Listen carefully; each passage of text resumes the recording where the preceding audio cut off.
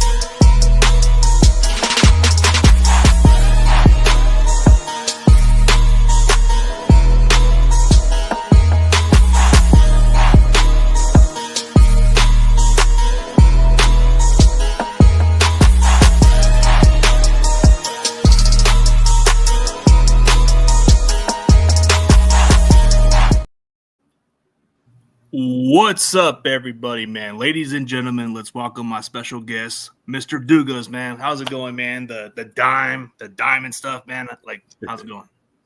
It's going good, man. Good to be here. Oh yeah, for sure, man. We're gonna do a Fanatic series, man, because you happen to be a fan from a different state, man. But what made you become an Eagles fan, man? It was Donovan McNabb, man. When I was young, I seen him over there at Syracuse. Looked very good. From Louisiana, the Saints, obviously they sucked back then, man. It was bad. The Billy Joe Holbers, Billy Joe Tollivers, Hugh Schulers, they were terrible, man. And I was a kid, so I wanted to have fun. And I loved watching McNabb, man. And when he went to the Eagles, it was history from there. I mean, it had to be history from there just from watching him. And for those fans that wouldn't understand, man, McNabb actually took you guys to consecutive conference championship for years. Yeah, 4 of them, man. Some heartbreaks for the first 3, but finally broke through, and then another heartbreak with the damn Patriots, man. But I mean, it had to be one of those type of experience, man. Those roller coasters at the early part of your childhood, because I mean, you experienced those highs and lows as an Eagles fan. Then you went from like experiencing a Super Bowl 2 of the last 7 years this year. yeah, after that Patriots loss in 04, we had McNabb, T.O., B-Dog, and all them. I'm like, oh man, we're gonna be back. And it was 13 years before we got back to another one. And then to beat the Patriots, ironically, that team that broke our heart years ago, it was amazing. And then the run we've been on lately, not only 3 Super Bowl appearances, it's a great time to be an Eagles fan. Yeah, it sure is. The way how Howie Roseman has been doing his job. I mean, he's been the most consistent GM in all the sports. I mean, he might make a little mistake, but he's always on point, man. So Howie Roseman's always found the way to get something done. So you guys go from Andy Reid, because Andy Reid was good for a long, long time, and then he eventually had to go to Kansas City at some point. Yeah, Andy Reid was great, man. Just couldn't quite get over the hump. Had some clock management issues back in the day, but like I said, that 04 team was a great team. But the whole T.O. situation, he came in first year, he was amazing. And then he had the I think it was the fibula injury, and came back, played in the Super Bowl, and then after that, things just got ugly between him and McNabb, man. And then we just quite never had that type of roster again in Andy Reid's tenure. Yeah, it was kind of hard for Andy Reid to go from there. I mean, he actually made the most out of that team, but it just wasn't meant to be, I guess. But do you hold a special heart for Andy Reid for those years in Philadelphia, or are you kind of like one of those Philadelphia fans that says, screw this guy? I did, with the exception of the Super Bowl this year and the Super Bowl 2 years ago.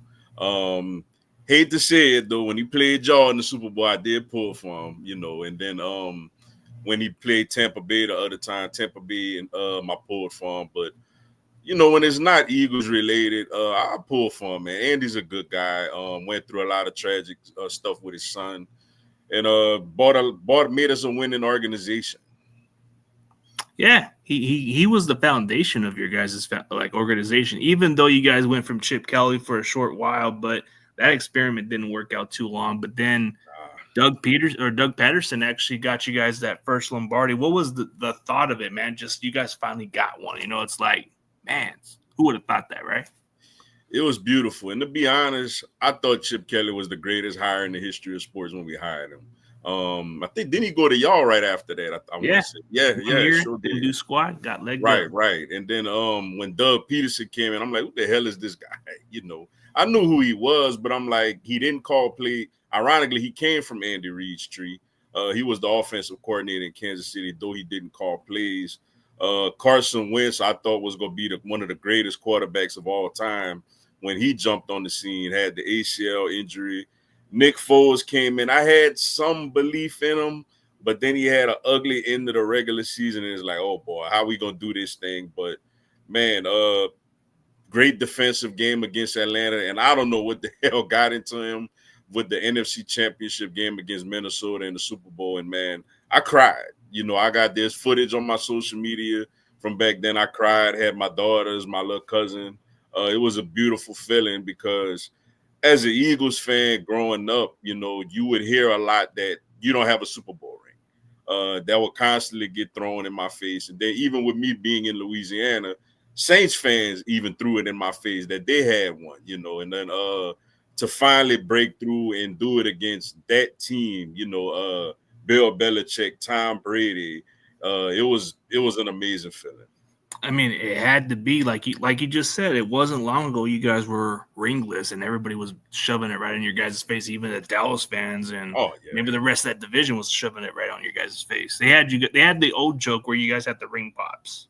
Yeah, yeah. That's useless now.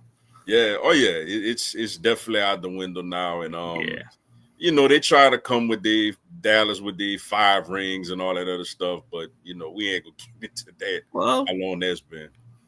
I guess, like they say, if it's still the Super Bowl era, I guess, but it hasn't been relevant. There's a difference, There's a difference between relevant and what counts, Right, right. Yeah.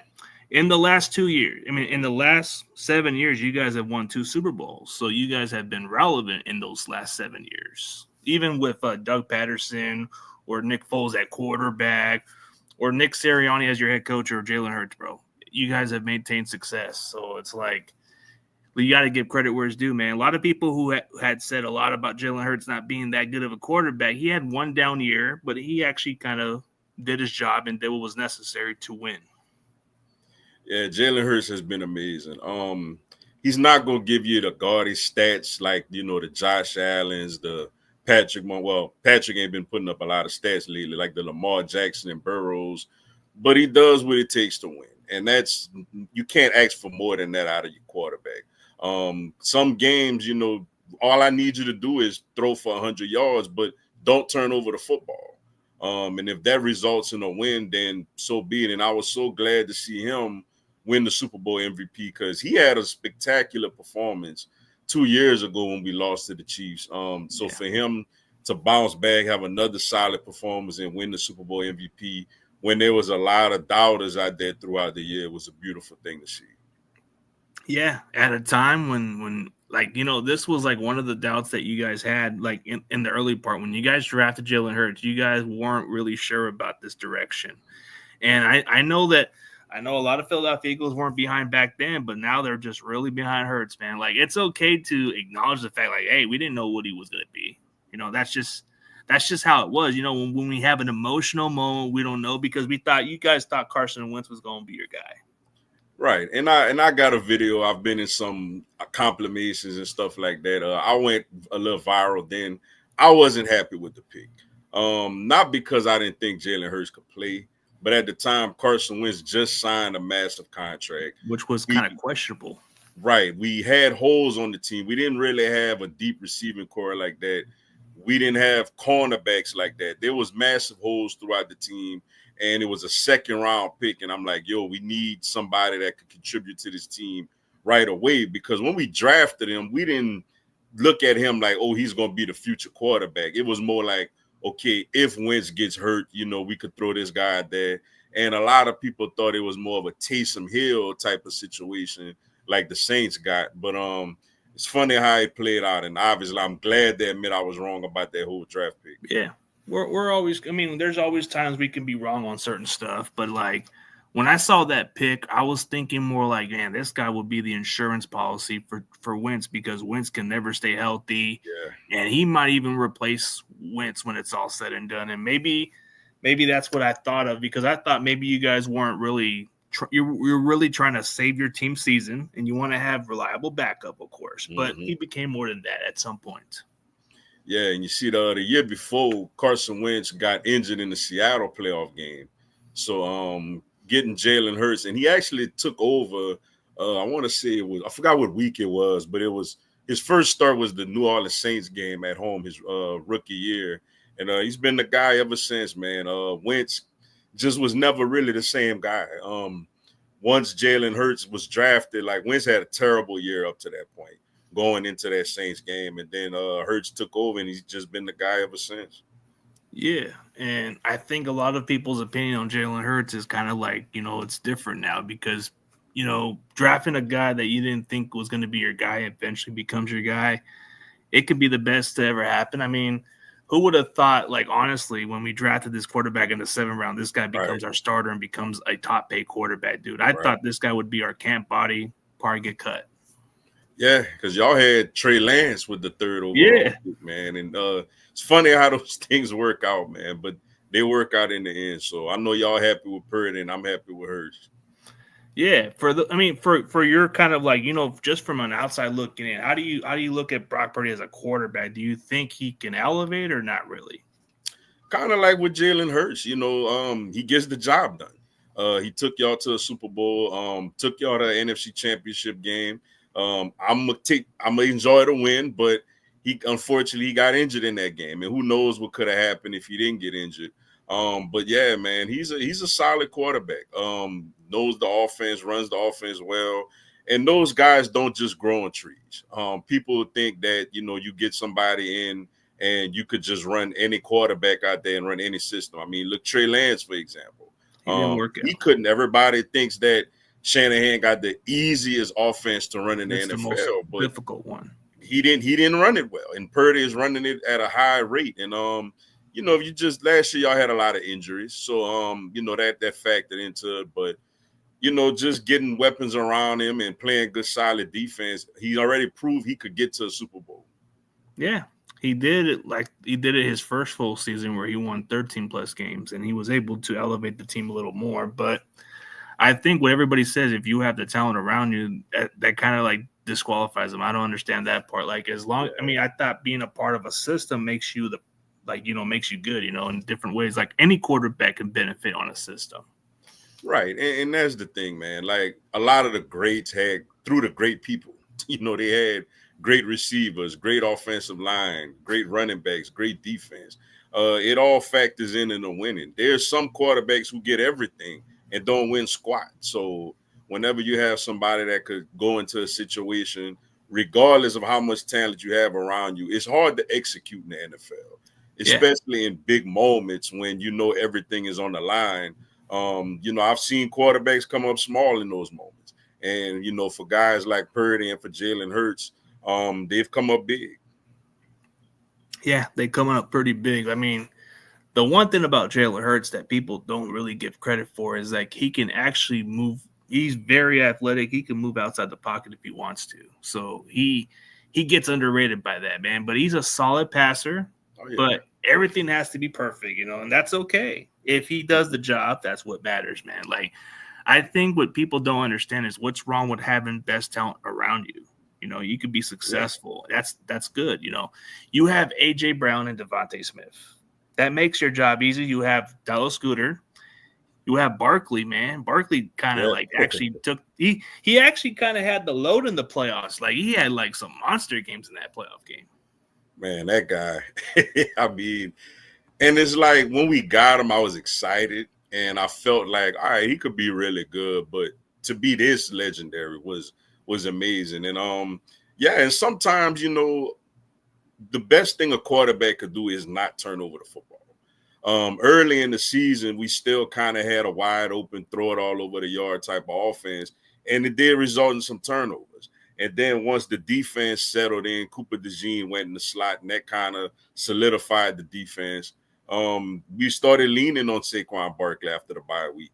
And Jalen Hurts' whole thing was like, all right, I'm not going to turn over this ball. But we've had games in the past that we've won when we had to score 35, 40-plus points. And Jalen Hurts was the architect of that. So, I mean, he's just a good all-around quarterback. Like I said, he's never going to get the pub that the big four get. But, I mean, I'm glad to have him. No, I mean he's gonna do his job, and he's gonna do it at a very high level. I mean, doesn't have to put up the numbers, as long as he puts the team in success. I think everybody doesn't realize it's a team sport, but Mahomes, he has to do a lot more, and he does it at a very high level. You look at Josh Allen. I mean, you can have all the talent in the world, but look at all these guys, man. Like, where have they gone? Like Josh Allen, don't get me wrong, I like the guy, but he's amazing. You haven't got to the Super Bowl yet, man. Yeah. Like Lamar Jackson, you haven't got to the Super Bowl, and you guys are the elite quarterbacks, right? You're supposed to take that team to the next level, man. Yeah, I think I seen a stat the other day that Patrick Mahomes by himself has more playoff wins than those guys combined. So yeah, they're gonna have to get it done. Now, granted, I think with Buffalo, they need a little more talent around Josh Allen. I will say. He kind of reminds me of like LeBron when he was in Cleveland the first go round. Like, James Cook is a really good running back. I like Keon Coleman is from around my area, so I want him to do well, but he didn't have a great rookie year, to his standards. Besides those guys, who do they really have? You know what I'm saying? But ultimately you're gonna get judged on if you win or lose. So the front office is gonna have to do a better job of helping them out, but also at the same time, he did have like the playoff game against Cincinnati at home where I thought he struggled in that game in a big spot. So you're gonna have to continuously play well in those big moments. Yeah, they sure do. I mean, if you can get a healthy Bengals team with Joe Burrow, then maybe that's where Kansas City's biggest threat is the Bengals, of course. But I feel like for the Ravens, man, I really want to see them go at the next level, but it's just what Lamar just doesn't seem to get it done.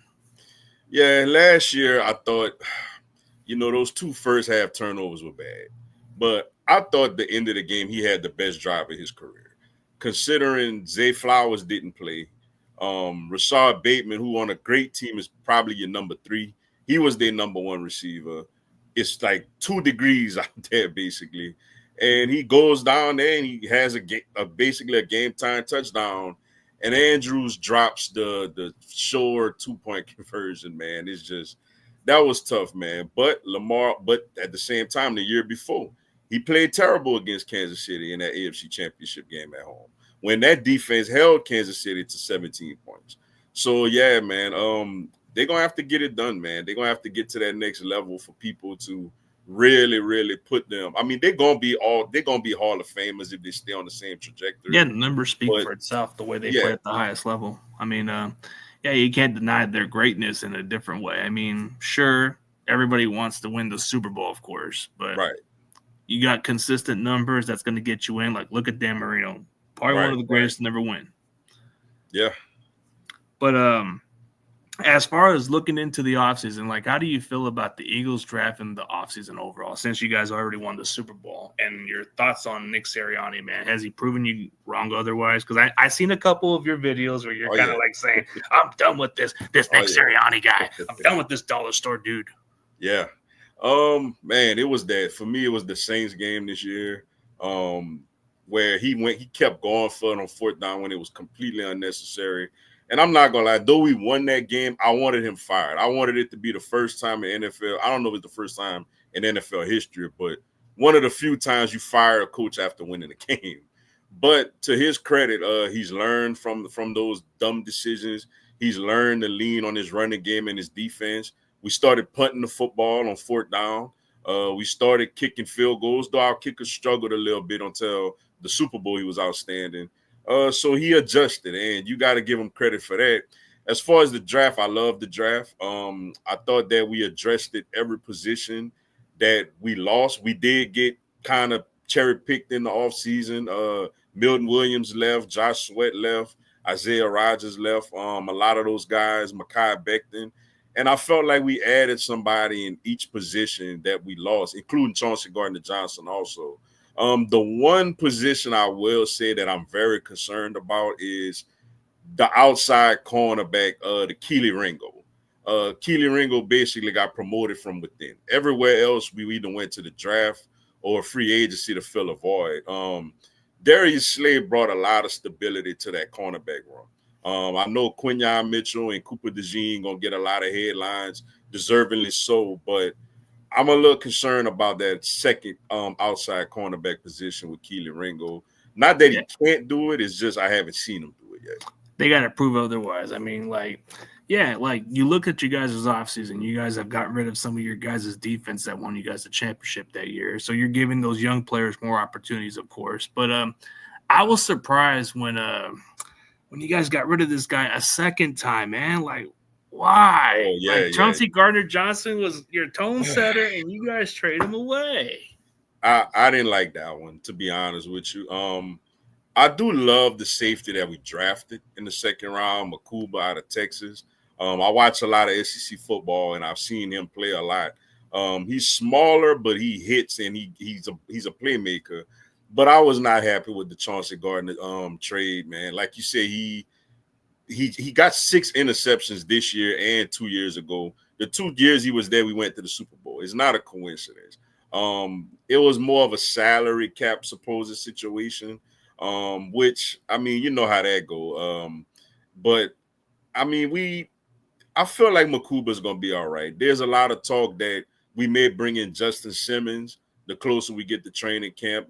He's a guy very, very familiar with Vic Fangio's scheme. So, but yeah, I was not happy about that trade. I thought it was unnecessary, but I do, on the other hand, like the young safety we did bring in for him.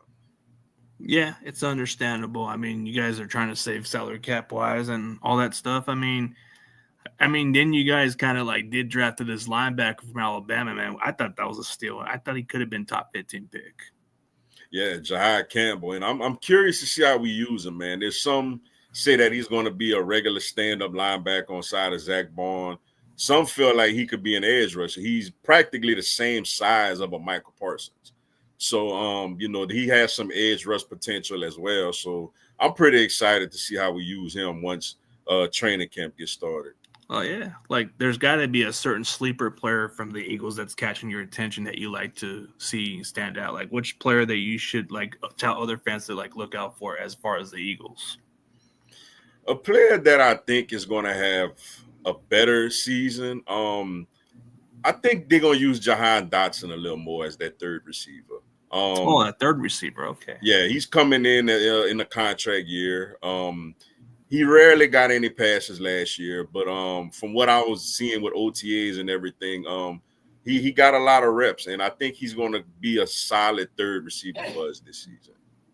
Yeah, I think going into a contract year, you want to prove yourself, and then why not prove yourself on a team that just won a Super Bowl? Maybe you have a chance to stick around, or maybe go elsewhere for a big payday.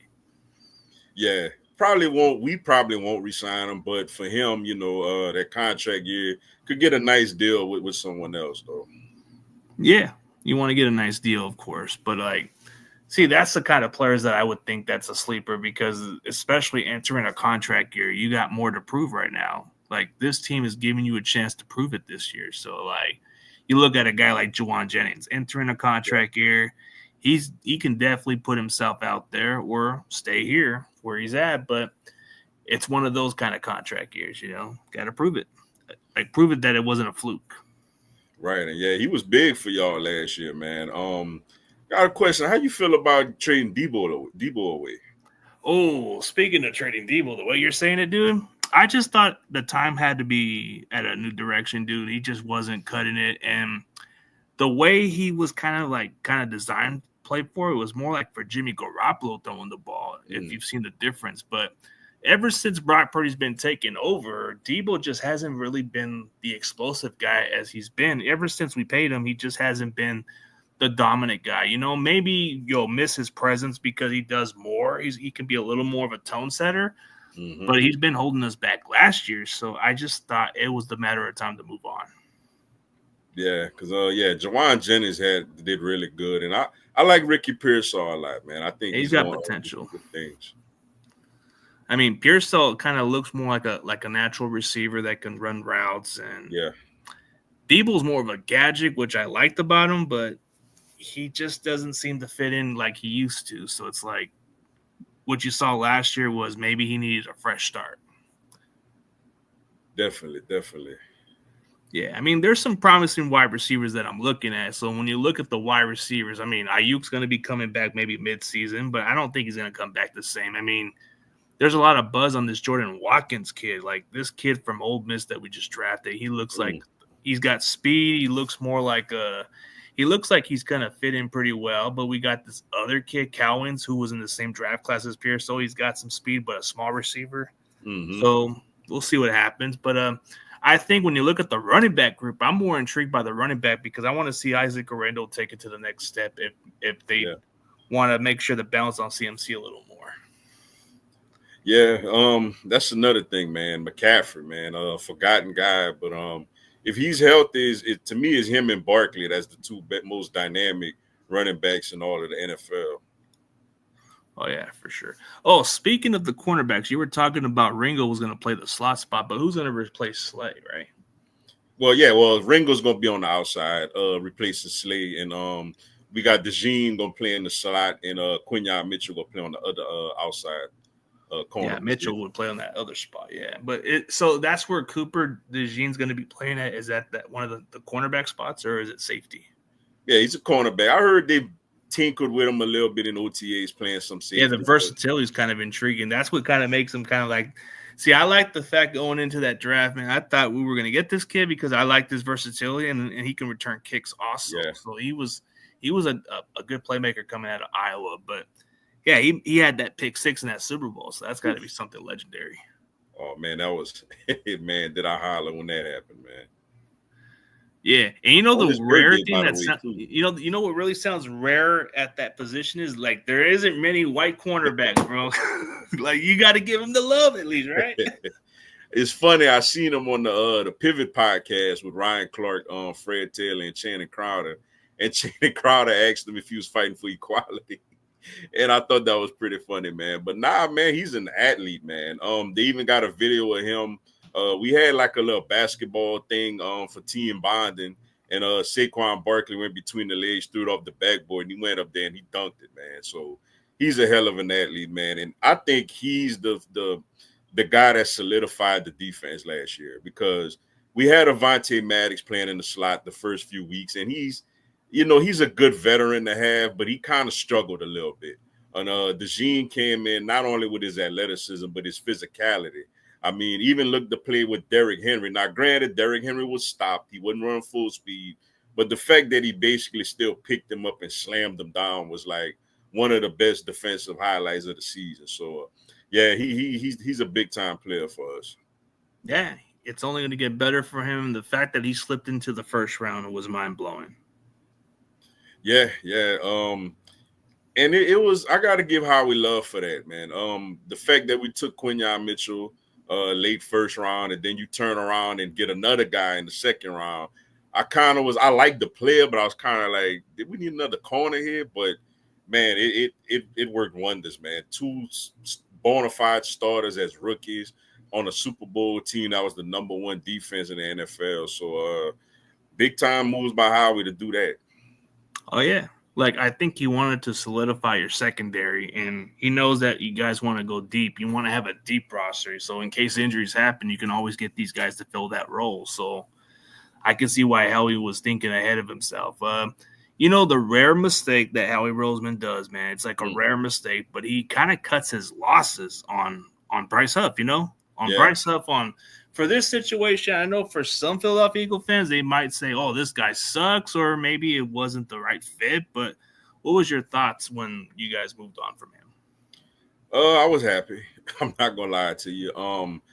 I really thought when we first signed him, I kind of was like, I was a Hassan Reddick guy. Like, I love Hassan Reddick, but I understood the situation with his age and the contract coming up and everything, that we had to move on from him, and Bryce Huff was younger. But man, he just didn't get it done with us, man.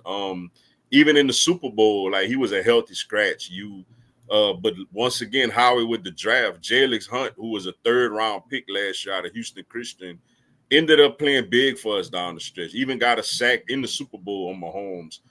So he's somebody that we looking to develop going forward.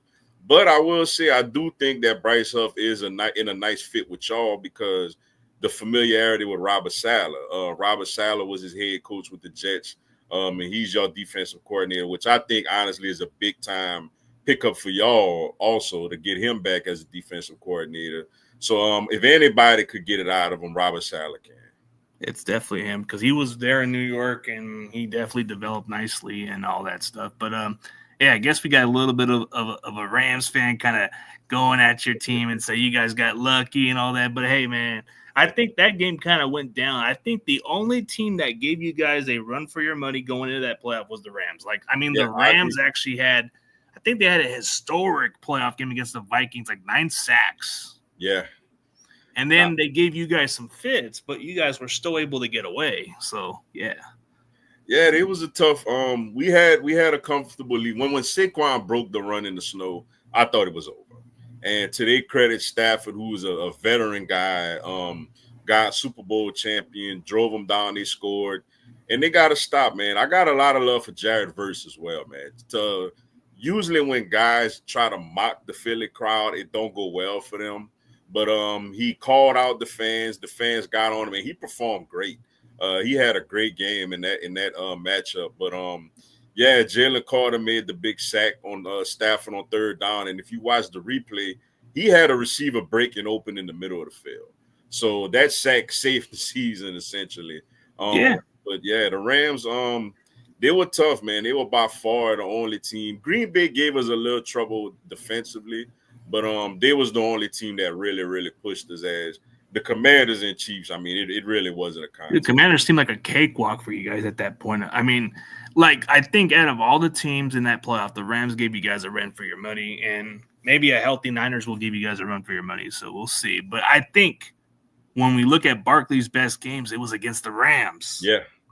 Like, he had consecutive matchups on the Rams with 200-plus yards on the ground. Dude, yeah, that's like crazy. So should we call Saquon the Ram killer? Well, I hope he does it again week 3 because we got the Rams coming in the link early week 3 for a noon Central game. So hopefully he could do it again. But I guess that's by them being a young defense. That I mean, he good and bad with it. He was like, the one thing about Saquon Barkley that made him so selfless was he didn't need to break the record of Eric Dickerson. I think Eric Dickerson was even saying that record would be pointless because he did it at a shorter game back then. That guy, man. Yeah, he let him keep his little record, man, because it's just. I mean, I remember him having these type of feelings when Adrian Peterson came close to breaking it.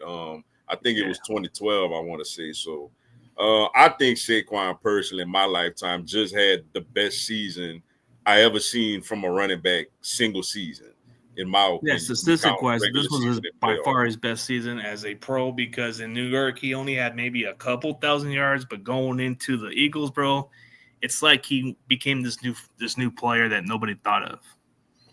Yeah, and I mean, like, iron sharpens iron, man. So when you got someone with great talent like that, and they're around other talented people. The offensive line we have, the fact that you got to worry about AJ Brown on one side, you got to worry about Devontae Smith, you got to worry about Dallas Goedert in the seams, and you also got to worry about Jalen Hurts taking off with his legs. So that read option is also opens up the backside for Saquon as well.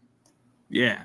I think that's what makes you guys so potent on offense. Like you had different ways to score or different ways how to get the defense off guard a little bit. Like when people talk about the Philadelphia Eagles' success, man, they usually talk a little bit about that tush push, man. Like everybody, like the only team who probably had the most complaint was the Packers out of everybody else. Yeah, they're the ones that called the police on this man, to use that term. I mean, and it's, I mean, look, it's one of those things that if they ban it, okay, we still could quarterback sneak with Hurts. We could hand it to Barkley for 1 yard. I don't personally understand why other teams don't use it more. Like, look at the Baltimore Ravens, for example. If you don't want to put your quarterback in harm's way, they run it with Mark Andrews.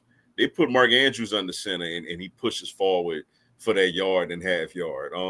But what I love about us, we use different variations of it. Sometimes we run a sweep off of it.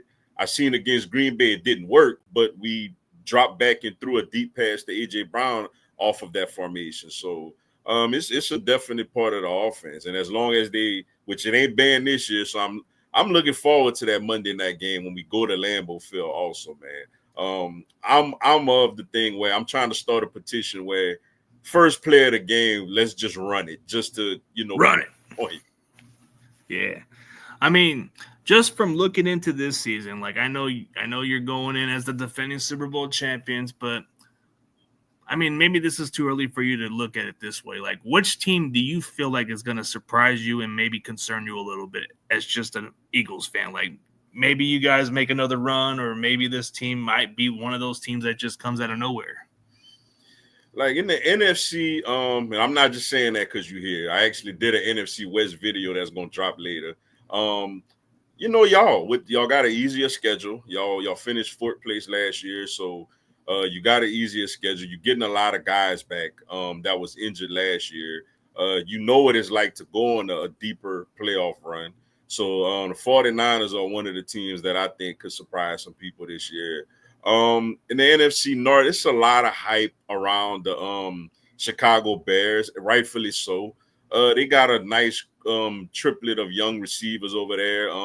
Two really good tight ends, running game, okay, solid defense. So they're another team that I think could at least push for a potential wild card spot. Don't know if they're quite ready to overtake Detroit or Green Bay or Minnesota for the division, but I think they could have a say so when it comes to that. And I also think I'm not thinking they're gonna win like big, but I think the Giants will be improved this year. I think they won't be the same doormat team that they've been the last couple of years. I think they could compete for third in the NFC East this year. Okay, because I think when you look at the way they did this offseason, they kind of made some moves. I think their pass rushers are going to be a lot better than what people give credit. I mean, they're well known for getting to the quarterback over the years, but the quarterback position is probably the most intriguing spot for them because Russell Wilson, is he going to even be the guy, or are they going to eventually go with Jackson Dart at some point? I mean, they even got Jameis Winston out there. Yeah, I thought the Jameis thing was kind of a little premature. Dart should at some point, if they're not in playoff contention, start for them at some point. So I guess early on they go with Russell Wilson, and if something happens with him, then I guess that's why they got Jameis over there. But I think the minute they get knocked out of playoff contention, I think they'll go with Jackson Dart. Oh yeah, for sure. I mean, outside of the AFC, like when you look at Kansas City, which team do you feel like from the AFC that could push Kansas City out of the picture? Because, coming off a Super Bowl loss, I don't know if they'll return back the same. I like Baltimore. I like them a lot. I thought that they really should have beat Buffalo last year, but some things went. You got to give Josh Allen credit and that Bills team, but the Andrews drops, the fact that they didn't have Zay Flowers in that game. They added Jair Alexander, who honestly was a guy I really wanted us to get, just because I'm kind of uncertain about Keely Ringo. But Baltimore, to me, is a team that I think could really overtake the Chiefs in the AFC. Yeah, I mean, I think like when you look at the rest of the AFC, I mean, like, I just think it's a matter of time for Buffalo to finally get over that hump. I just think at some point, because those failure experiences are something that, you get from Peyton Manning and those other players who've actually had to go to that early stage. Like, they had to finally get over that hump, right? Like, remember how Steve Young versus the Cowboys, those type of playoff matchups, they had to finally get over the hump. So maybe this is the time for the Buffalo Bills to finally get over that. We'll see. Yeah, we'll see. As long as they got Josh Allen, they got a chance, man. That guy's good, man. He's really, really good. Yeah, they definitely do. But I mean, yeah, just from your perspective, man. I mean, you've been like running your channel for many years, bro. So like for those people, where will they find your social media platform? On YouTube is Mr. Dugas, Mr.Dugas. And if you want to follow me on Facebook, it's Courtney Dugas with a C. And Instagram is Mr.Dugas _1986 if you want to follow me on Instagram. Oh yeah, for sure, man. For those people, man, definitely go sub up this guy, man. Like he's got good followers. I mean, he's not only an Eagles fan, he's an LSU fan, a Braves fan. I mean, this guy can he does more than just talk Eagles content, man. He'll give you his own perspective on what he thinks. He doesn't show the bias side like some other content creators. I mean, he gives you that realistic, real talk type of mentality. Appreciate that, man. Appreciate that. Yeah, got a lot of things going on, but man, I'm ready for some football, man.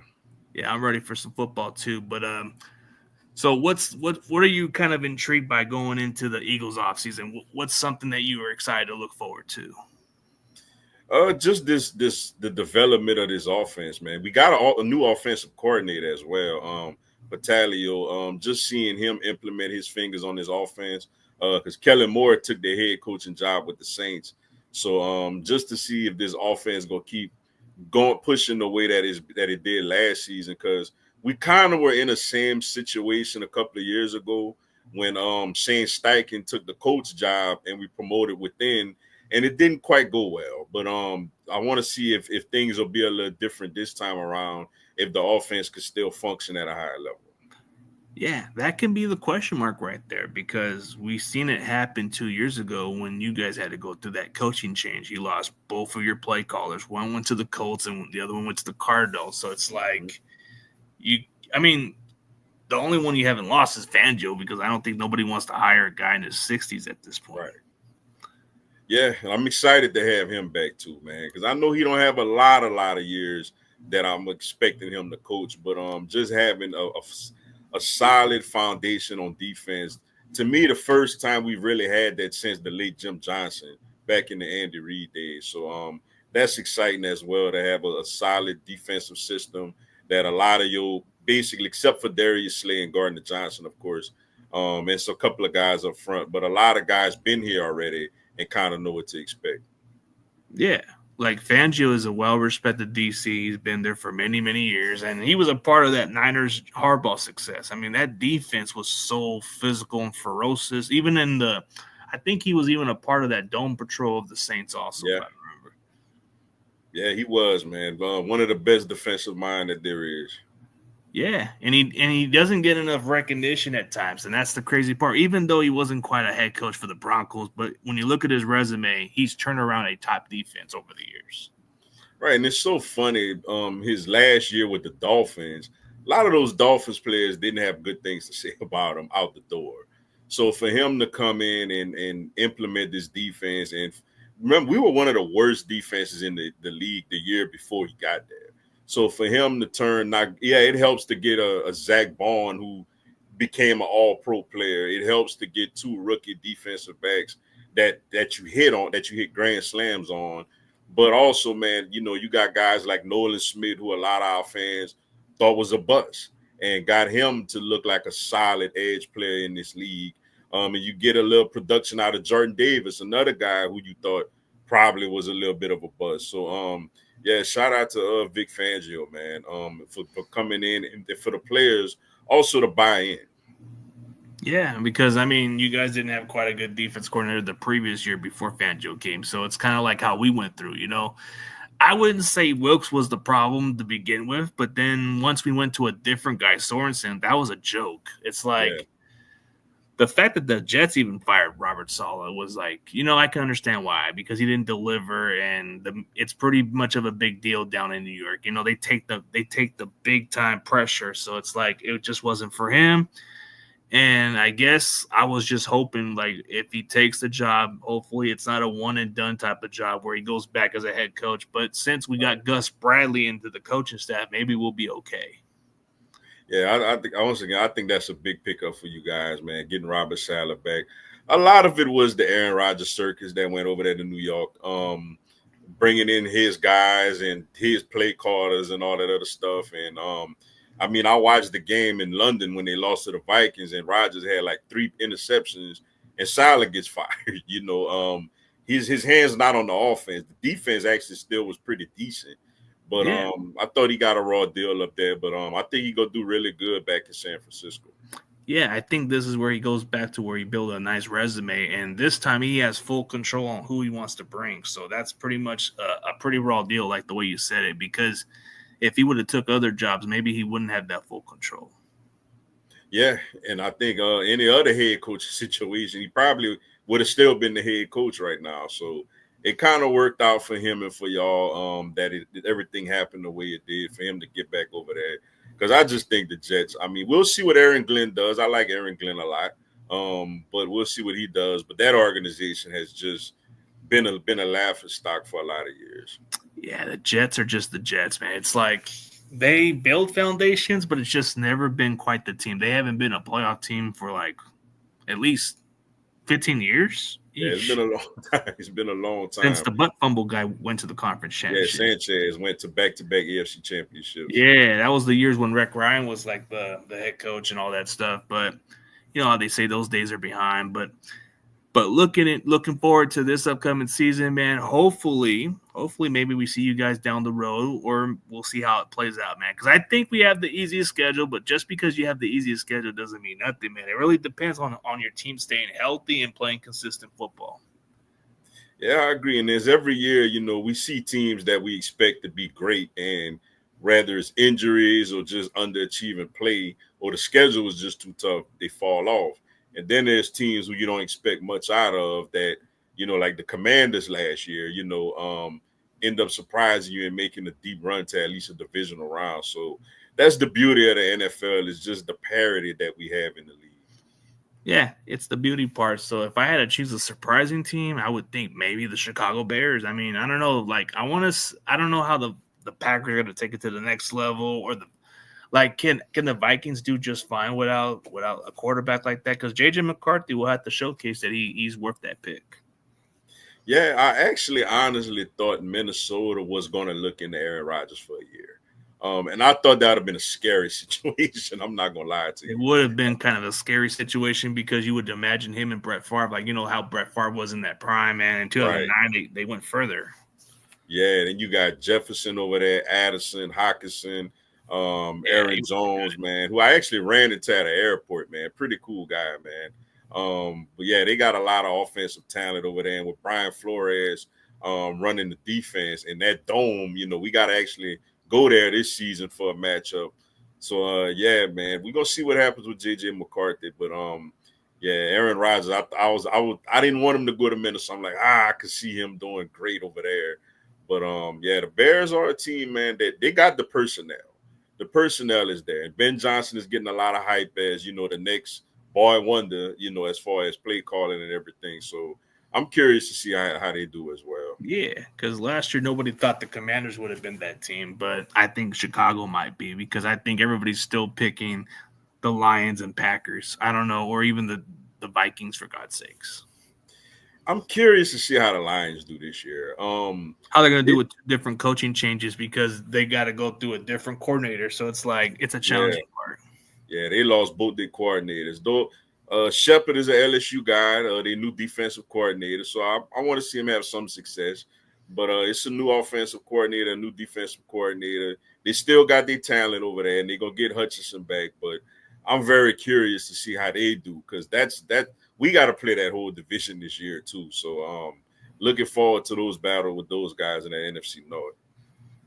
Yeah, most definitely. I mean, it's going to be a challenge. And like you said, Shepard was a player in the NFL, and he was playing at LSU, and now he's just a play caller there. And then they got, I mean, their play caller on offense. I mean, it's going to be a lot different without Ben Johnson, but maybe with the way it's going, man, maybe they know what they're doing, and maybe it's the players, maybe the coaches make everybody good, you know? Yeah, that's what we're going to see. I think Jahmyr Gibbs is really, really good also, man. That's somebody I think that he could be that next running back to really – he's good already. But yeah, he's a good receiving back. He's a speedy back. Like, there's different ways how you can, like, run the ball, and then you got Montgomery as his other go-to back. I mean, it's like these two guys are like a good combination. Yeah, real good combination. And they got a lot of good offensive personnel over there. So I'm just curious to see how it is with different play callers. I don't really know what to make of the Packers, to be honest, man. They got a bunch of wide receivers. Like, if everybody played 6 receivers at once, they probably would be the best team. But good, solid defense, good running back, but I'm not sure about Jordan Love, man. Not really sure about him. So, yeah, I we mean, that gonna, is the question mark with Jordan Love. I mean, we thought maybe he would be the elite quarterback. Maybe he would do better with less, but we saw in that playoff game he just couldn't do it. So, but yeah, he's the guy. I mean, the Packers ain't wrong with this choice. I mean, they had to go with somebody going forward. But yeah, he's got potential. It's just he has to get it together. tell you what, he looked like a first ballot Hall of Fame in that playoff game in Dallas, man. Like he looked Aaron Rodgers-esque in that matchup. Yeah, and then he's like he kind of like there's moments he does look like Aaron Rodgers, but then there's games he just throws like Brett Favre out there. Yeah, yeah. Get a little bit of both with him. Yeah, man. But hey, man, I'm getting so pumped up for this season. So maybe if we meet up in the playoffs, maybe I'll get you on once again, man. Hey, you know how to reach me, man. I'm looking forward to it. Oh yeah, definitely looking forward to, man. For everybody else, man, this is Mr. Dugas, man. Go sub him up, man. If you're not subbing up, man, you're missing out on this guy. But hey, man, it's a lot of fun. Definitely appreciate your time, bro. And hey, man, have a good day. All right, you too. Appreciate you having me. You too.